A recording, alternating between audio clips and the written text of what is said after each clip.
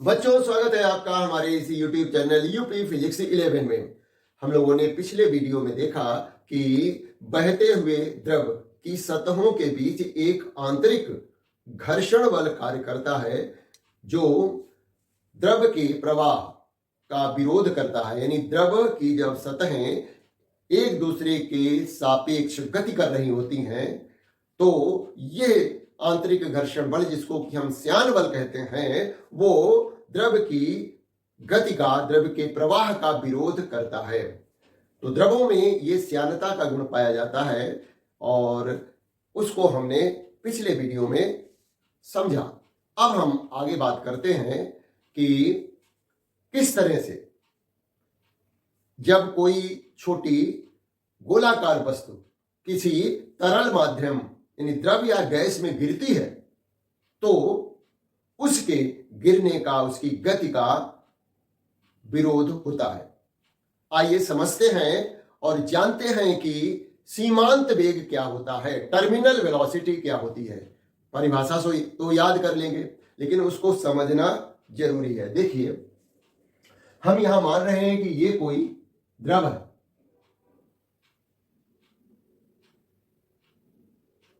अब एक यहां पर छोटी गोलाकार वस्तु इस तरल माध्यम में, तरल माध्यम जो है द्रव भी हो सकता है, गैस भी हो सकती है। जब ये गिरता है, ये पहले एकदम से शांत है। जब ये गोली इसमें नीचे की तरफ गति करेगी तो इस गोली के संपर्क में आने वाली द्रव की सतह गोली के वेग के साथ इधर उधर हटने की कोशिश करेगी। तो क्या होगा कि ये जो सतहें हैं इधर को भाग रही होगी, ये इधर को जा रही होगी, गोली नीचे की तरफ जा रही है ना। तो ये सतह जो है एक दूसरे के सापेक्ष गति करने लगेगी। क्यों गति करने लगेगी? क्योंकि गोली जो है इस द्रव के अंदर गिर रही है या ये गोली इसी गैस या वायु में गिर रही है। तो इसकी सतह के संपर्क में आने वाली जो द्रव या गैस की सतहें हैं वो बाईं तथा दाईं ओर, मतलब चारों तरफ को जो है उसी वेग से, जिस वेग से वो गोली नीचे की तरफ जा रही, उसी वेग से हटेंगी। जबकि इससे दूर की जो सतहें हैं वो स्थिर अवस्था में होंगी।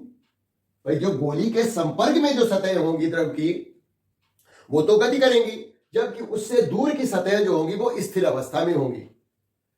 अतः ये जो स्थिर अवस्था में है वो इन सतहों जिनमें की गति उत्पन्न हो गई है उसकी गति का विरोध करेंगी। यानी जो द्रव की सतहों के बीच में सापेक्ष गति उत्पन्न हो गई है वो गति का विरोध होगा।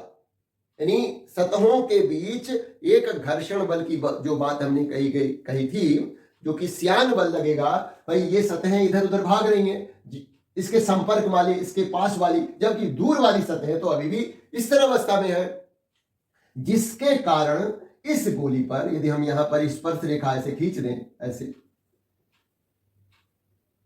तो एक बल ऊपर की तरफ कार्य करेगा जो कि क्योंकि गोली लगातार आगे जा रही है, उसका वेग बढ़ रहा है और वेग बढ़ने के साथ साथ ये जो सतहें हैं द्रव की वो और तेजी से हट रही हैं, जिसके कारण जो घर्षण बल का मान है, सतहों के बीच जो घर्षण बल लग रहा है, श्यान बल है, उसका मान भी बढ़ रहा है। तो इस गोली पर एक परिणामी बल ऊपर की तरफ कार्य करेगा और वेग बढ़ने के साथ इस परिणामी बल का मान भी बढ़ता जाएगा।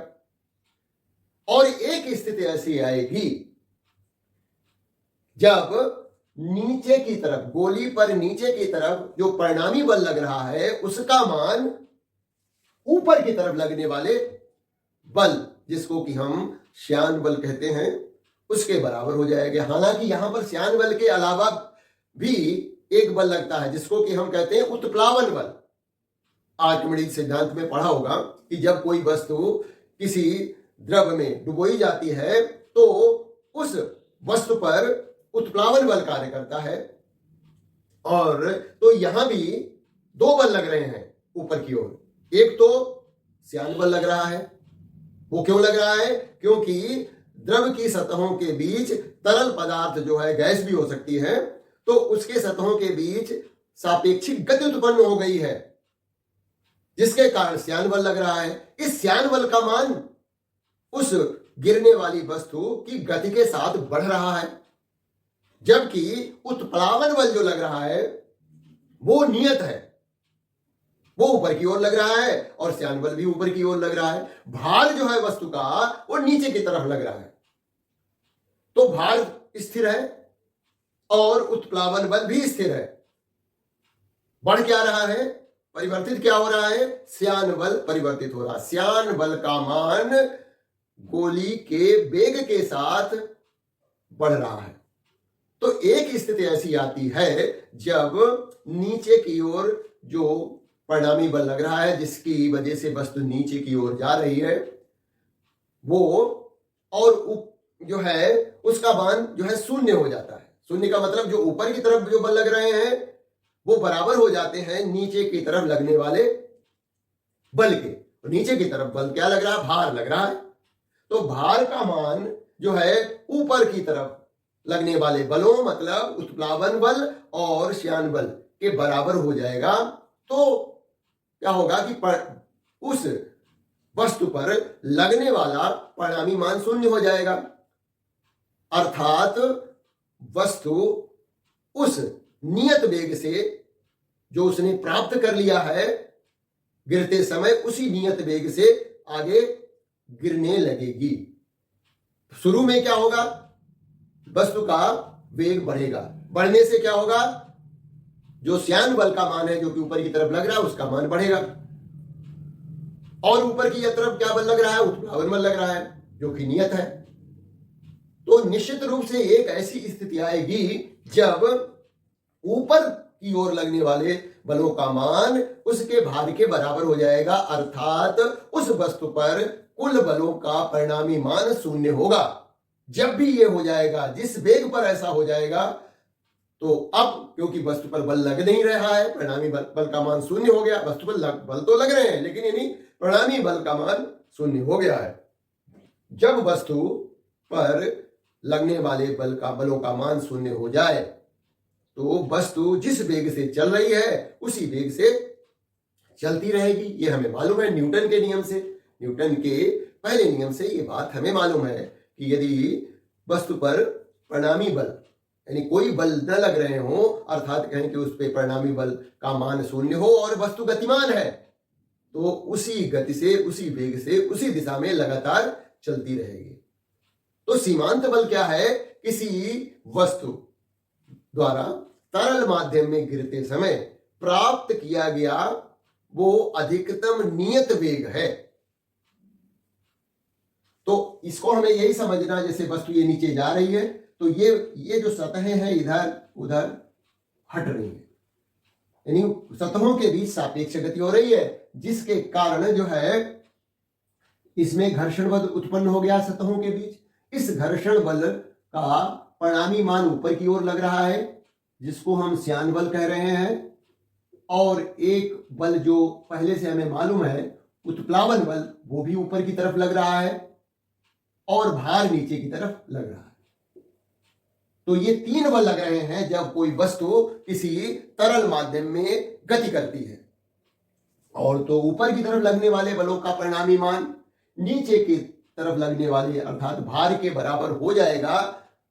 तो क्या होगा कि इस गोलाकार वस्तु पर लगने वाले बल का परिणामी मान शून्य हो जाएगा। तो जो वेग इसने प्राप्त किया होगा उस समय, उसी वेग से वो लगातार चलती रहेगी। तो सीमांत वेग की परिभाषा क्या है वो हमने लिख भी रखी है। किसी तरल, द्रव या गैस में गिरते समय किसी वस्तु द्वारा प्राप्त किया गया अधिकतम नियत वेग उस वस्तु का सीमांत वेग कहलाता है। तो ये वेग कैसा है, अधिकतम है, क्योंकि लगातार वेग बढ़ रहा था और जिससे कि श्यान बल का मान बढ़ रहा था।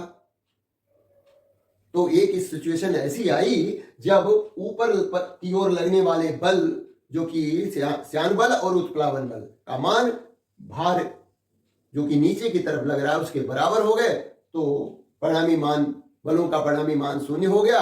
और जो उस समय वस्तु ने वेग प्राप्त किया है उसी वेग से लगातार चलती रहेगी। तो ये वो अधिकतम वेग होगा जिससे वो वस्तु उस तरल माध्यम में गिर रही होगी। ये बात केवल छोटी वस्तुओं के लिए लागू होती है।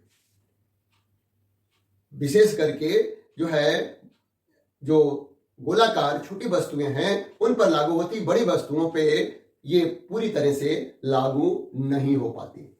इसकी बात हम डिटेल में फिर करेंगे जब हम स्टोक के नियम को डिस्कस करेंगे।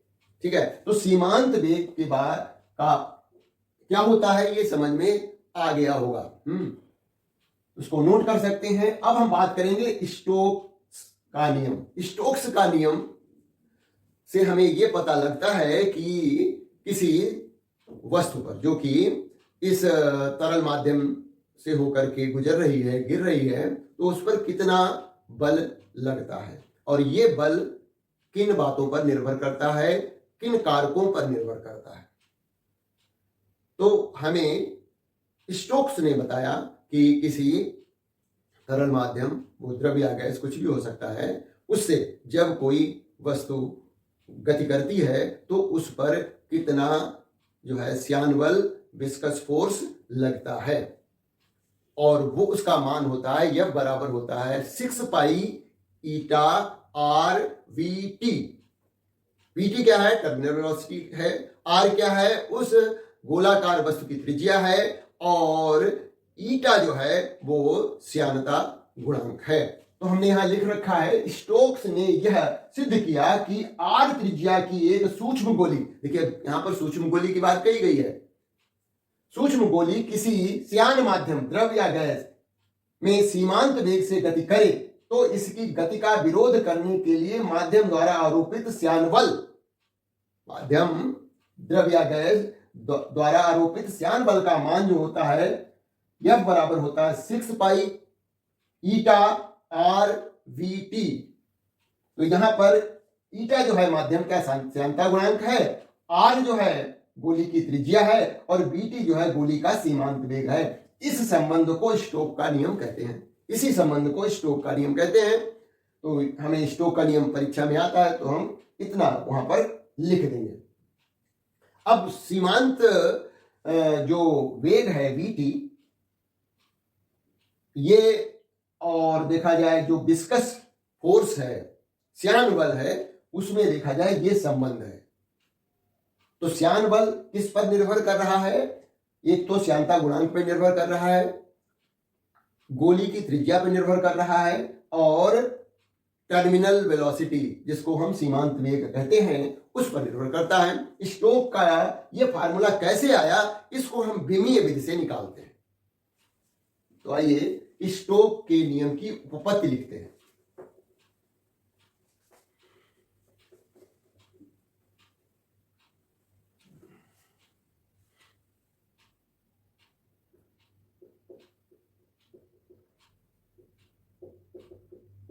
स्टोक्स के नियम की उपपत्ति, हम डेरिवेशन कर रहे हैं इस फार्मूले का। तो स्टोक्स के अनुसार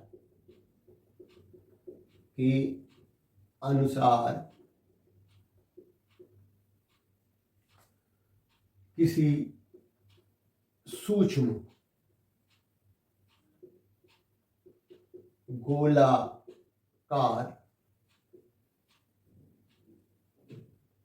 वस्तु पर लगने वाला श्यान बल, ये कब लगता है? जब वह वस्तु किसी श्यान माध्यम में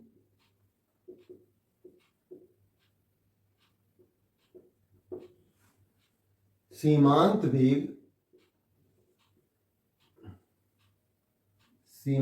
वेग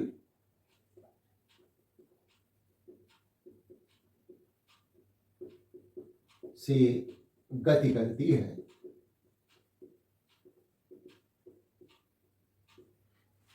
तो यह समानुपाती होता है ईटा श्यानता गुणांक की घात a, त्रिज्या की घात b, और जो उसका सीमांत वेग है वो vt की घात c। तो यह बराबर हो जाएगा, एक नियतांक लगा दिया, ईटा की पावर घात a, r की पावर b और vt की घात c।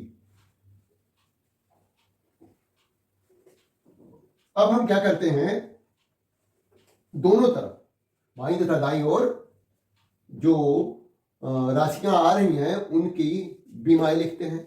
बल की बीमा लिखिए m/L/t-2, के नियतांक है, बीमाहीन है, ईटा m/L-1 t-1 की घात a, r त्रिज्या है तो l की घात b, और ये है वेलोसिटी, वेग है, और वेग की बीमा होती है L-t-1 की घात से। गुणा कर दीजिए, यम एक ही बार है इधर, तो यम की घात a हो जाएगी, l की घात देखिए, l की घात हो जाएगी -a, यहां से आएगा, b यहां से आ जाएगा प्लस का, और c यहां से आ जाएगा, t की घात -a यहां से आएगा और -c यहां से आ जाएगा। अब हम घातों की तुलना कर लेते हैं, बहुत आसान होता है घातों की तुलना करने पर।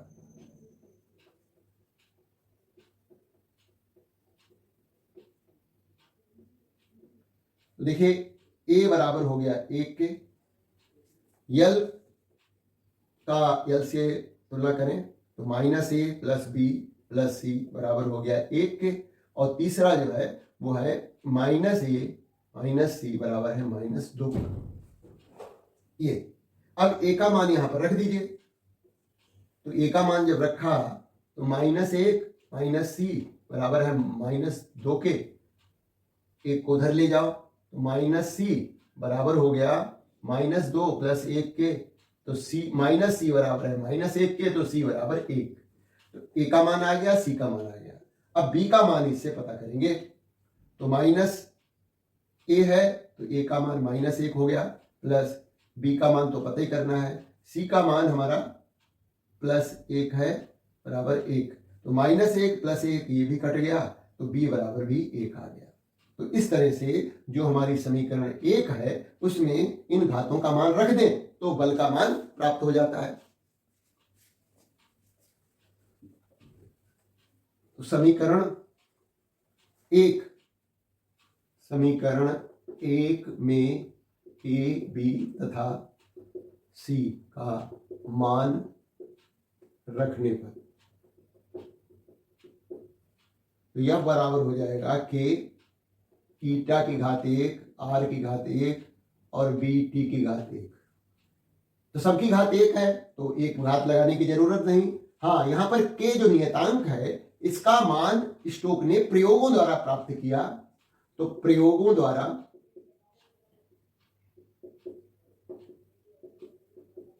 k बराबर 6 पाई होता है, अतः यह बराबर 6 पाई ईटा r v t। खाली b भी लिख सकते हैं, हमने bt इसलिए लिखा है क्योंकि ये टर्मिनल वेग है, और यदि t का मान टर्मिनल वेग न होकर के उससे कम कोई भी वेग होगा तो भी जो है बल का मान यही आएगा। कोई जरूरी नहीं है यहां पर vt लिखें। vt क्या होता है, टर्मिनल वेग होता है ना। तो टर्मिनल वेग यानी सीमांत वेग जो है लिखना कोई जरूरी नहीं है, उससे कम वेग भी है तो भी बल तो इतना ही लगेगा, है ना। हालांकि जब इस वेग का मान इससे अधिक हो जाएगा, मतलब जो है सीमांत वेग से ज्यादा हो जाए है, तो ये नियम लागू नहीं होता, क्योंकि बड़ी वस्तुएं जैसे कि कोई बहुत बड़ा पत्थर या बहुत बड़ी गोलाकार वस्तु पर यह नियम लागू नहीं होता। ये सूक्ष्म जो है गोलाकार वस्तुओं के लिए ही नियम लागू होता है। तो केवल v भी लिखा जा सकता है, अब हम सीमांत वेग का फार्मूला, जो कि बहुत इंपॉर्टेंट है, ये स्टोक का नियम भी इंपॉर्टेंट है, लेकिन सीमांत वेग निकालने का सूत्र अक्सर परीक्षा में पूछा जाता है, तो उसको जरूर तैयार करिएगा। आइए सीमांत वेग की गणना करते हैं।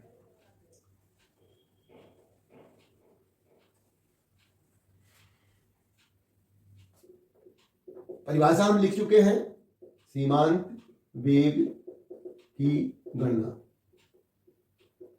देखिए, परीक्षा में पूछा जाता है कि सीमांत वेग क्या है या इसे क्या समझते हैं, इसके लिए सूत्र प्राप्त कीजिए, ऐसा प्रश्न पूछा जाता है। तो सीमांत वेग की परिभाषा लिख चुके हैं, अब हम इसकी गणना करते हैं। तो जब कोई r त्रिज्या की गोलाकार वस्तु किसी माध्यम, द्रव या गैस में गिरती है, तो उस पर 3 बल कार्य करते हैं। कौन कौन से? ये वस्तु है, इसका भार नीचे की तरफ कार्य कर रहा होगा, वस्तु का भार,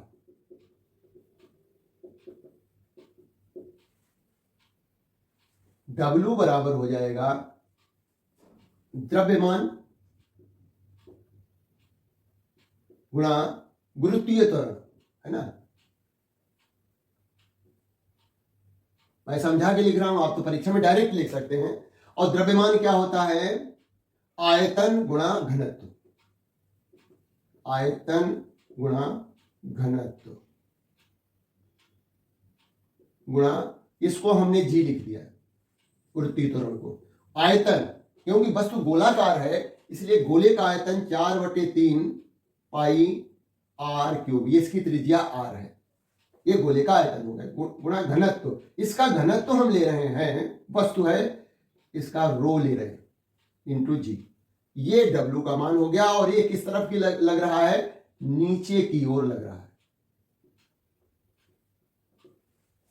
और हमने कहा था दूसरा जो है बल जो कार्य करता है वो होता है उत्प्लावन बल, उत्प्लावन बल।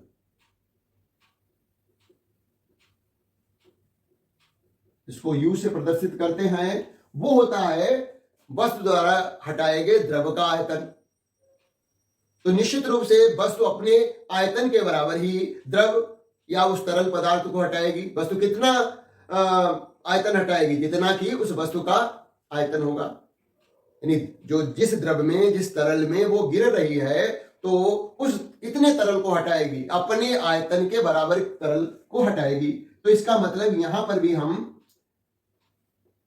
हटाए गए द्रव का आयतन, हटाए गए द्रव का आयतन गुणा द्रव का घनत्व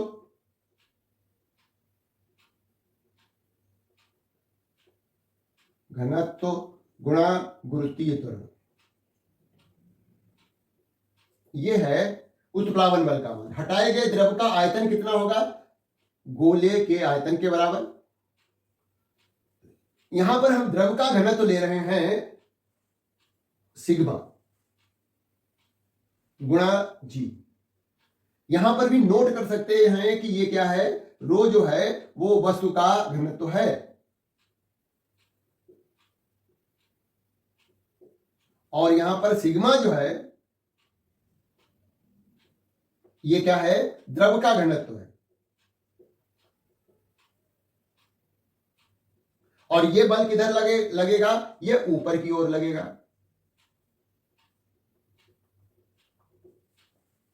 भाई आपको परीक्षा में इतना समझा के नहीं लिखना, आप तो डायरेक्ट इसको जो है यहां पर जो है भार बराबर mg लिख दीजिए और डायरेक्ट इसको लिख दीजिए। उसी तरह से जब उत्प्लावन बल की बात आए तो भी U बराबर होता है B आयतन गुणा घनत्व गुणा जी। यहां पर घनत्व किसका रहेगा? द्रव का रहेगा, बस इतना ध्यान रखना है।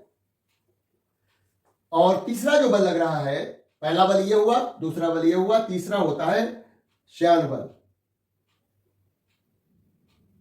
जो कि हमने स्टोक के नियम से निकाला, और वो भी ऊपर की तरफ लगता है। श्यान बल F बराबर होता है 6 पाई ईटा आर वी। देखिए हम यहां पर वी ही लिख रहे हैं, बाद में इसको वीटी लिख देंगे, ठीक है ना। अभी हम वी ही लिख रहे हैं। इतना बल लगेगा श्यान बल, ये लगेगा ऊपर की ओर।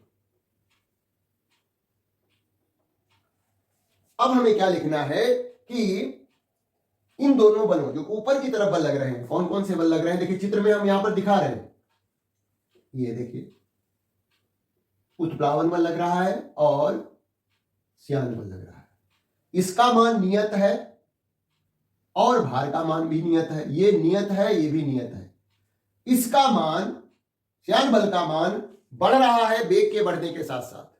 भाई जब कोई वस्तु नीचे की तरफ गिरती है तो त्वरण होता है, गुरुत्वीय त्वरण के कारण वस्तु त्वरित होती है, तो उसका वेग बढ़ेगा। वेग बढ़ने के साथ साथ इस श्यान बल का भी मान बढ़ेगा। जब वो वस्तु, क्योंकि यहां पर हमने सूक्ष्म वस्तु ले रहे हैं, उसका जो वेग एक नियत हो जाएगा। कब नियत हो जाएगा? जब ऊपर की ओर लगने वाले बलों का मान नीचे की तरफ लगने वाले भार के बराबर हो जाएगा, तो परिणामी मान, बल का परिणामी मान जो है शून्य हो जाएगा।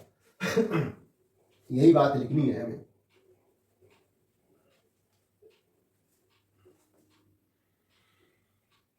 वस्तु के वेग के बढ़ने के साथ साथ, वेग के बढ़ने के साथ साथ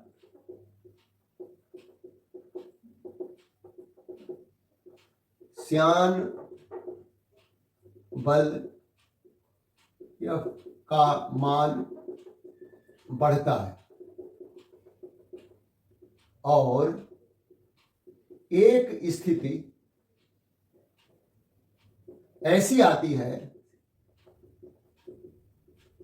जब वस्तु पर लगने वाले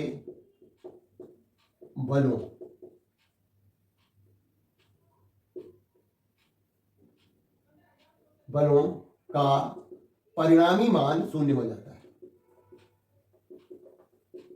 मान शून्य हो जाता है और वस्तु सीमांत वेग vt से गिरने लगती है। तो आपको ये सब इतना चौड़ा बात, लंबी चौड़ी बात न लिख करके क्या लिखना है? साम्यावस्था में, है ना। यहां पर क्या लिखना है? अतः साम्यावस्था में केवल इतना लिखिए, साम्यावस्था में। ये सब कुछ न लिख करके बस ये लिख दीजिए साम्यावस्था में। साम्यावस्था में क्या होगा वो लिख दीजिए। U प्लस F बराबर है W के। इनके मान रख दीजिए। अब U का मान है 4/3 पाई, ये क्या है? उत्प्लावन बल है, तो यहां पर आएगा घनत्व आएगा द्रव का इंटू G प्लस 6 पाई ईटा R, और यहां पर जो है V का मान अब हम BT लिख रहे हैं, बराबर हो जाएगा 4/3 पाई R की घात 3। यहां पर वस्तु का भार है तो वस्तु का द्रव्यमान आएगा, वो यहां पर वो घनत्व आएगा। ये रो जो है वो वस्तु का घनत्व है इंटू जी। अब हमें क्योंकि VT का मान ज्ञात करना है तो इसको उधर ले जाइए, इधर लिखा रहने दिया 6 पाई ईटा R VT बराबर हो जाएगा 4/3 पाई R की घात 3 सिग्मा G माइनस 4/3 पाई R की घात 3। ये रो है। अब सिग्मा यहां लिखेंगे क्योंकि ये सिग्मा जो है हमारा द्रव का घनत्व है। यहां पर क्या कॉमन है? 4/3 पाई कॉमन है और G भी कॉमन है। R देखिए कॉमन है, तो बच क्या रहा है? देखिए 4/3 पाई R क्यूब कॉमन है, G भी कॉमन है, तो G हम बाद में लिखेंगे ये, और ये आ गया 6 पाई ईटा आर वी टी। हमें बी टी का ही मान पता करना है, तो इन सबको उधर ले जाइए। वैसे देखो पाई से पाई कट जाएगा, और भी कुछ चीजें कटेंगी, उसको भी देख लेते हैं क्या क्या कटता है। तो बी टी बराबर हो जाएगा 4 pi R cube rho minus sigma into G बटे 3, ये चीजें नीचे आ रही हैं, गुणा 6 पाई ईटा आर। ठीक है, ये 6 पाई ईटा आर, 6 पाई ईटा आर ये नीचे आ गया। और जो है देखिए अब क्या कट सकता है, यहां पर पाई से पाई कट जाएगा, 4 कटा, 4 2 दूनी 4, 2 3 3 6, और एक आर इस आर से कट जाएगा, तो ये आर का वर्ग आ जाएगा। तो बी टी बराबर हो गया हमारा 2 R square sigma rho minus sigma into G बटे 3 3 9 ईटा। ये फार्मूला आ गया सीमांत वेग का, जो कि बहुत ही इंपॉर्टेंट है, यहां पर इसका परीक्षा में अक्सर पूछा जाता है। अब ये देखिए हमने यहां पर क्या माना है कि वस्तु नीचे की तरफ जा रही है ना। वस्तु ऊपर भी जा सकती है सीमांत वेग से, सीमांत वेग से ऊपर की ओर भी जा सकती है। कब? यदि ये जो घनत्व है, किसका घनत्व है? रो, वस्तु का घनत्व है, छोटा हो जाए इसके द्रव के घनत्व से, है ना। तो वस्तु ऊपर की ओर सीमांत वेग प्राप्त करती है, जैसे कि किसी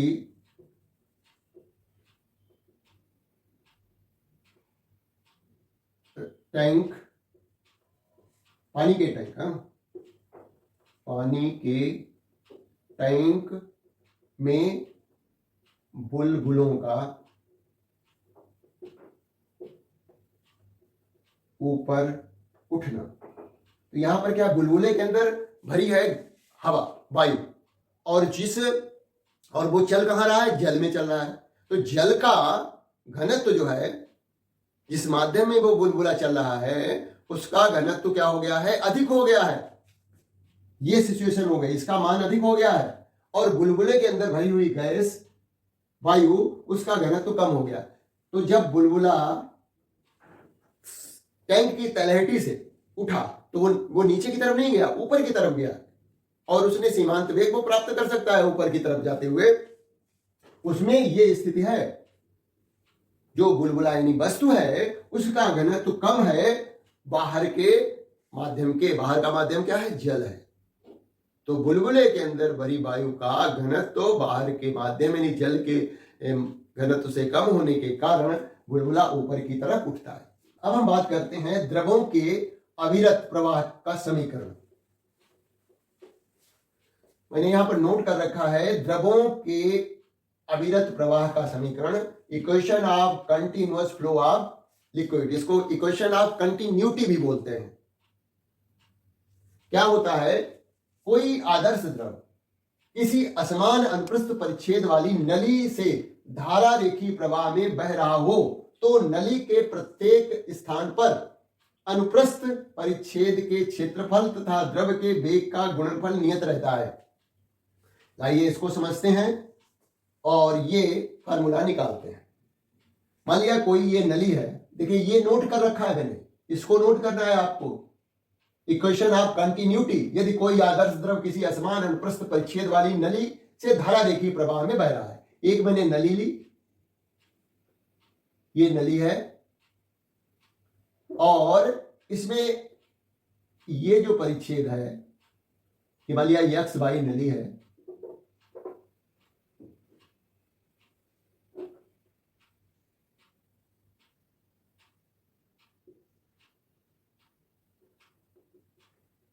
XY नली से ये जो है धारा रेखीय द्रव का बहाव हो रहा है, बह रहा है। ये अनुप्रस्थ परिच्छेद का क्षेत्रफल यहां पर मान लिया A1 है, यहां पर अनुप्रस्थ परिच्छेद का क्षेत्रफल कितना है, A2 है। यहां पर जो द्रव प्रवेश कर रहा है उसका वेग V1 है, यहां पर वेग V2 है। माना यहां पर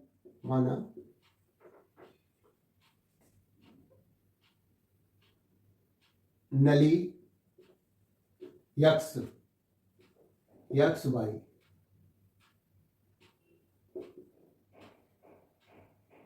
के अनुप्रस्थ परिच्छेद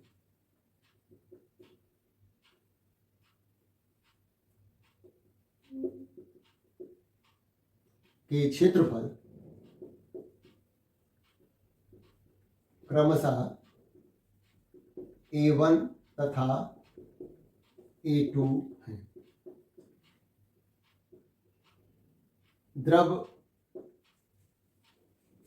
X सिरे पर V1 वेग से प्रवेश कर रहा है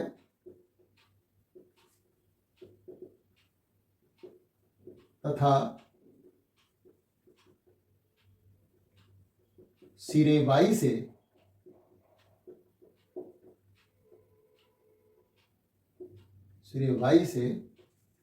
वेग V2 से निकल रहा है।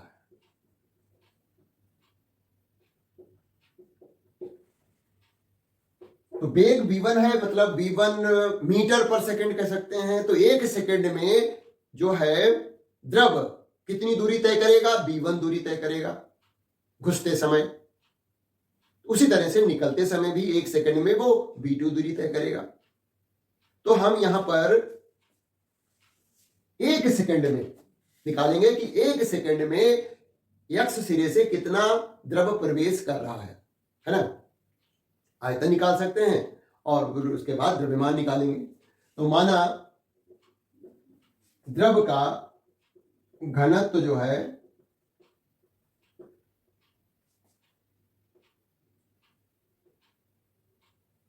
रो ले सकते हैं या सिग्मा ले लीजिए, है ना, तो रो है। अब हम क्या करेंगे कि एक सेकंड में कितनी दूरी तय करेगा। प्रवेश करते समय द्रव प्रवेश करते समय एक सेकंड में V1 दूरी तय करेगा। अतः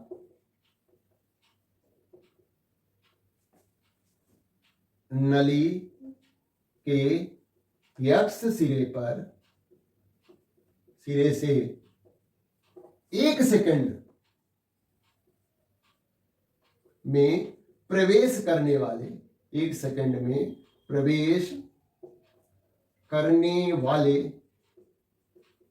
द्रव का आयतन कैसे निकालते हैं, क्षेत्रफल गुणा लंबाई, है ना।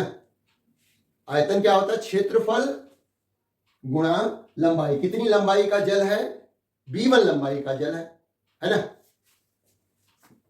ये प्रवेश करने वाले द्रव का आयतन हो जाएगा A1 गुणा V1।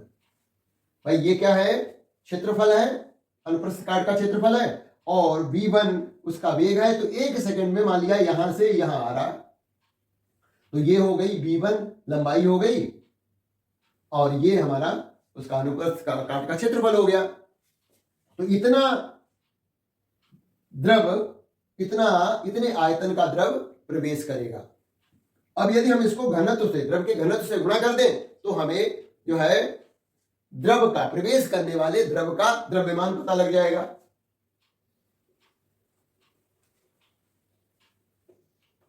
नली में प्रवेश करने वाले द्रव का आयतन, सॉरी द्रव्यमान, आयतन तो निकाल ही चुके हैं, बराबर हो जाएगा आयतन गुणा घनत्व।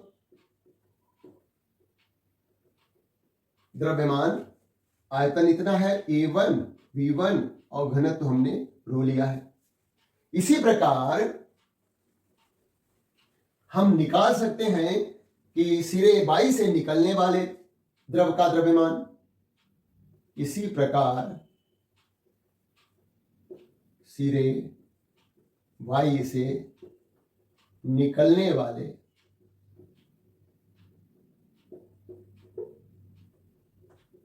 द्रव का द्रव्यमान, वहां पर कितना है क्षेत्रफल, A2 क्षेत्रफल है इस सिरे का, वेग यहां पर कितना है V2 है और घनत्व तो वही रहेगा। अब कोई द्रव बीच में रुक तो रहा नहीं, तो इसका मतलब हुआ जितना प्रवेश करने वाला द्रव होगा उतना ही निकलने वाला द्रव होगा। तो प्रवेश करने वाले द्रव का द्रव्यमान, और द्रव कैसा आदर्श है, मतलब असंपीड्य है और अश्यान है, इसलिए आदर्श द्रव लिखा हुआ है यहां पर। तो इसीलिए ये कंडीशन भी तभी हम लगा सकते हैं कि प्रवेश करने वाला द्रव का द्रव्यमान बराबर हो जाएगा निकलने वाले द्रव का द्रव्यमान। निकलने वाले, नली में लिख सकते हैं, नली में प्रवेश करने वाले द्रव का द्रव्यमान बराबर होगा नली से निकलने वाले द्रव का द्रव्यमान, है ना। तो इसका मतलब हुआ कि A1 V1 रो बराबर हो जाएगा A2 V2 रो कट गया, तो A1 V1 बराबर हो गया A2 V2। इसी को हम जो है इक्वेशन ऑफ कंटिन्यूटी कहते हैं, या कहें A गुणा B बराबर नियतांक। इससे बड़ा एक इंटरेस्टिंग रिजल्ट आता है, जैसे क्या V बराबर क्या होता है, V बराबर हो गया नियतांक बटे A, है ना। तो ये समीकरण जो है जो आई है यही इक्वेशन ऑफ कंटिन्यूटी है, द्रवों के अविरल प्रवाह की समीकरण है। इससे क्या रिजल्ट आया, V बराबर आ गया नियतांक बटे A, मतलब A क्या है, उस पाइप का अनुप्रस्थ काट का क्षेत्रफल है। यदि मान लिया कोई पाइप है, रबर प्लास्टिक का पाइप है, रबर का पाइप है, यदि हम इस सिरे को दबा दें, मतलब इसका क्षेत्रफल हम कम कर दें, तो हम क्या देखते हैं कि तेजी से पानी निकलने लगता है। हमने क्या किया, इसके अनुप्रस्थ काट का क्षेत्रफल घटाया। जब हमने इस प्लास्टिक के पाइप का मुंह थोड़ा दबा दिया तो पानी तेजी से निकलने लगा। तो ये जो पाइप का सिरा मैंने दबाया, इसका मतलब क्या हुआ, अनुप्रस्थ काट के क्षेत्रफल को घटाया। जब ये घटाया तो वेग क्या हो गया, बढ़ गया। तो ये हम दैनिक जीवन में देखते हैं कि जब भी पाइप, कोई प्लास्टिक का पाइप है, उसका आखिरी सिरा जो है दबा दीजिए, तेजी से पानी निकलता है। वेग क्यों बढ़ा, इस नियम के आधार पर ही बढ़ा। हमने उसके अनुप्रस्थ काट का क्षेत्रफल घटाया तो वेग बढ़ा, जो है बढ़ गया, तेजी से पानी निकलने लगा। तो जहां पर पाइप पतला होगा वहां पर पानी तेजी से निकल रहा होगा, जहां पर मोटा हो जाएगा वहां पर उसकी स्पीड स्लो हो जाएगी। तो ये हम दैनिक जीवन में समझते हैं। अब हम थोड़ी बात कर लेते हैं स्टोक के नियम का उपयोग, है ना। स्टोक के नियम का अनुप्रयोग कह सकते हैं, अनुप्रयोग। तो स्टोक्स के नियम का अनुप्रयोग हमने यहां पर नोट कर रखा है, ये स्टोक के नियम का अनुप्रयोग यहां पर है।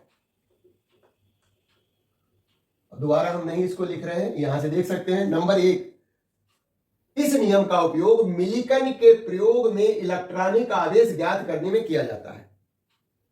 एक ये अनुप्रयोग है, बहुत ही इंपॉर्टेंट है। मिलिकन का प्रयोग जो है आप निश्चित रूप से किसी न किसी क्लास में पढ़ा है या पढ़ेंगे। तो किसी आवेशित वस्तु, छोटी छोटी बूंदों पर जो आवेश होता है, कितना आवेश है ये मिलिकन ने ज्ञात किया और वो उसमें यही स्टोक का नियम लगा करके ज्ञात किया। तो ये उसका उपयोग। फिर वर्षा की छोटी तथा बड़ी बूंदों की चाल की व्याख्या। देखा होगा कि जब बरसात होती है तो छोटी बूंदें धीरे धीरे गिरती हैं, जबकि बड़ी बूंदें जो है तेजी से गिरती हैं। ऐसा क्यों है? तो छोटी बूंदों में स्टोक का नियम लगता है, बड़ी बूंदों पर वो नियम नहीं लगता। यानी छोटी बूंदें क्या होती हैं, सीमांत वेग प्राप्त करती हैं, और बड़ी जो बूंदें हैं वो सीमांत वेग प्राप्त नहीं कर पाती क्योंकि उनकी त्रिज्या अधिक होती है। स्टोक्स का नियम छोटी त्रिज्या, बहुत छोटी बूंदों के लिए, छोटी गोलाकार वस्तुओं के लिए ही लागू होता है। बड़ी बूंदों की त्रिज्या अधिक होने के कारण वो नियम लागू नहीं होता। उस पर जो श्यान बल लगना चाहिए गति करते समय वो उतना नहीं लग पाता, इसलिए उनका लगातार वेग बढ़ता रहता है और वो बड़ी तेजी से पृथ्वी पर गिरती हैं। जबकि छोटी बूंदें जिसकी त्रिज्या कम है उन पर स्टोक का नियम पूरी तरह से लागू होता है। गिरने के पश्चात बूंदें जो है ये एक सीमांत वेग प्राप्त कर लेती हैं और उसी वेग से पृथ्वी पर आकर के गिरती हैं। अच्छा, एक और है पैराशूट लेकर उतरने की व्याख्या। कोई सैनिक जब पैराशूट से कूदता है, पैराशूट लेकर के किसी हवाई जहाज से कूदता है, तो शुरू में क्या होता है, जब तक उसका पैराशूट नहीं खुलता तब तक वो लगातार त्वरित होता है, थोड़ी देर के लिए जो है तेजी से गिरने लगता है, उसका लगातार वेग बढ़ता है।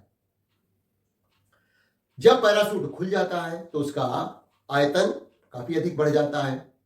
अब उस पर लगने वाला जो श्यान बल है, गिरते हुए पैराशूट लेकर के गिरते हुए सैनिक पर लगने वाला श्यान बल जो है का मान अब अधिक हो जाता है, और क्योंकि वेग बढ़ रहा था तो पूरा जब उस पर उसका पैराशूट खुल गया तो उस पर जो है लगने वाला श्यान बल जो कि ऊपर की ओर लगेगा हो गया अधिक। अब भार तो नीचे की तरफ अभी भी लग रहा है, और एक स्थिति ऐसी आएगी जब उस सैनिक पर लगने वाला श्यान बल और उत्प्लावन बल का मान उसके भार के बराबर हो जाएगा। तो वो जो है सैनिक एक नियत वेग से, जिसको हम सीमांत वेग कहते हैं, उसी वेग से लगातार पृथ्वी पर की ओर गिरेगा। यदि बाई चांस पैराशूट न खुले तो उसका लगातार वेग बढ़ता जाएगा और वो पृथ्वी से टकरा करके उसकी मृत्यु भी हो सकती है। तो कभी कभी ऐसी दुर्घटना भी हो जाती है कि पैराशूट नहीं खुला, तो पैराशूट खुलने के कारण उस पर पर्याप्त मात्रा में जो है श्यान बल ऊपर की ओर लगने लगता है, और वही स्थिति प्राप्त होती है क्या कि जब ऊपर की ओर लगने वाले बल कौन है, उत्प्लावन और श्यान, इन दोनों का मान नीचे की तरफ लगने वाले बल मतलब भार के बराबर हो जाएगा, तो वो सैनिक एक समान वेग से पृथ्वी पर पहुंच जाएगा और वो टकराएगा नहीं, उसको कोई दुर्घटना नहीं होगी। तो इस तरह से हम पैराशूट लेकर के उतरने की व्याख्या भी स्टोक के नियम से कर सकते हैं। ये अलग अलग प्रश्न परीक्षा में पूछे जा सकते हैं, है ना। बादलों का बनना, इसीलिए इसी तरह से हम आकाश में जो बादल बनते हैं वर्षा वाले, उनकी भी व्याख्या की जा सकती है। तो मेन जो है हमारे ये तीन उपयोग बहुत ही इंपॉर्टेंट हैं। एक तो मिलिकन के प्रयोग में इलेक्ट्रॉनिक आवेश ज्ञात करने में इस स्टोक्स का नियम प्रयोग होता है, वर्षा की छोटी तथा बड़ी बूंदों के वेगों की व्याख्या करने में होता है, और तीसरा जो है पैराशूट लेकर उतरने वाले सैनिक की जो गति नियंत्रित रहती है उसकी भी व्याख्या करने में स्टोक का नियम जो है काम करता है। तो उम्मीद है कि आज की बातें सभी समझ में आई होंगी, और जो है वीडियो को शेयर करना मत भूलिएगा। शेयर करिए, लाइक करिए और सब्सक्राइब करिए, और दोस्तों को भी सजेस्ट करिए कि पूरा वीडियो देखें, समझें, और कोई प्रॉब्लम है तो वो कमेंट करके पूछ भी सकते हैं। Thank you for watching this video.